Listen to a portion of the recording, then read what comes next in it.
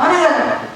నీకున్న క్లిష్టమైన పరిస్థితి నుండి ఇప్పుడుకో ఈ క్షణానికో నిన్ను అవమానపరచాలని కావాలని కుట్రపూరితంగా నీ చుట్టూ గుమ్మకూడి ఉన్న నీ శత్రు దండాలు నిన్ను చుట్టుముట్టాలని చూస్తే ఒక్క మాట చాలా జాగ్రత్తగా, నీ చుట్టూ శత్రుదండు వచ్చి నిన్ను చుట్టుముట్టాలని చూసిన నీవు ఆకాశం వైపు నీవు కనుక కన్నులెత్తి చూస్తే నీ చుట్టూ ఏ రీతిగా శత్రుదండు వచ్చారో అదే శత్రుదండును మరలా వెనక్కి తిప్పి తరిమి కొట్టగల సమర్థుడు.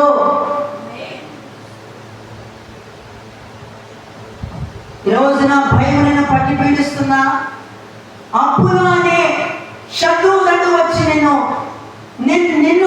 నీ గృహంలో ఉన్న నీ ఇంటి వారందరినీ నేను కుమిలేటట్లు చేస్తున్నా, ఈ లోక సంబంధమైన కొన్ని ఆటంకములు నిన్ను దేవుని నుండి నిన్ను దూరం చేయాలని చూస్తున్నాయా? బాధపడదు, దిగులు పడదు. యెషయా గ్రంథం 40వ అధ్యాయము 10వ వచనం, 9, 10, 11 వచనాలు చూడండి ఒకసారి. యెషయా గ్రంథం 41వ అధ్యాయము 9, 10, 11.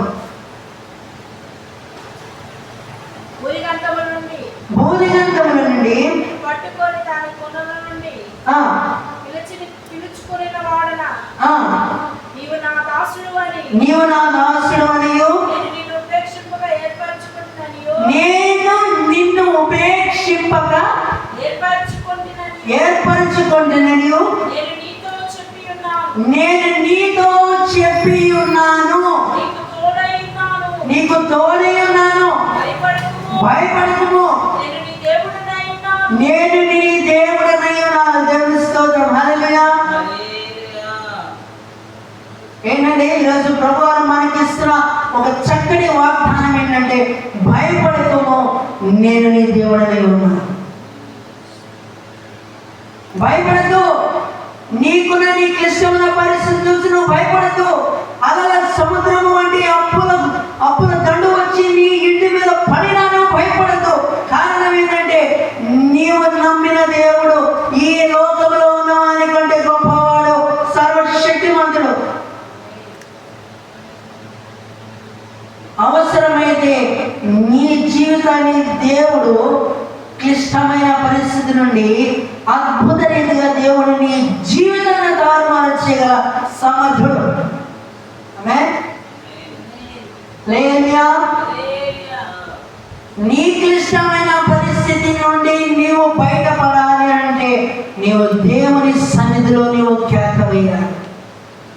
ఆనాడు పుట్టివాడు దావీదు కుమారుడా నన్ను కరుణించు అని ఎలాగైతే కేక వేశాడు,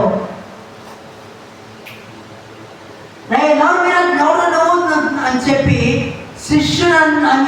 శిష్యులు ఆ పుట్టుకుని వాడిని నోరు పోయిస్తుంటే మరింత బిగ్గరగా కేక వేశాడని దేవుని వాక్యం సెలవిస్తుంది. ఈ రోజున నీవు దేవుని దగ్గర వస్తుంటే నిన్ను ఆపేవాళ్ళు ఎవరు? నేను ఆపాలని ప్రయత్నిస్తున్నారా? అయితే ఈ మాట చాలా జాగ్రత్తగా గమనించండి. ఈ రోజున నేను ఆపిన వాళ్ళని కూడా నీవు జీవం గల దేవుని మందిరానికి నీవు నన్ను నడిపించబడతావు. నేను ఆపిన వాళ్ళే నీలో దాగి ఉన్న క్రీస్తును అనేకులకు నీవు ప్రకటించే సాధనంగా దేవుడు నిన్ను బలంగా వాడుకోగల సమర్థుడు. ఈ రోజు నీలో ఉన్న బలహీనతలే క్రీస్తునందు బలవంతుడిగా చేయగల సమర్థుడు. ఆమేన్. హల్లెలూయా. హల్లెలూయా. అందుకనే కొరింథీయులకు రాసిన 2వ పత్రిక 12వ అధ్యాయము 9వ వచనం ఒకసారి ఆ మాట చదవండి.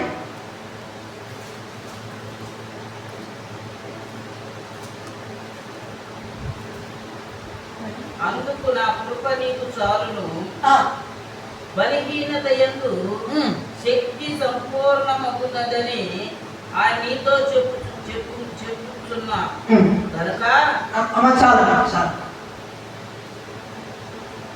నా కృప నీకు చాలును, బలహీనతలయందు నా శక్తి పరిపూర్ణమగుచున్నది.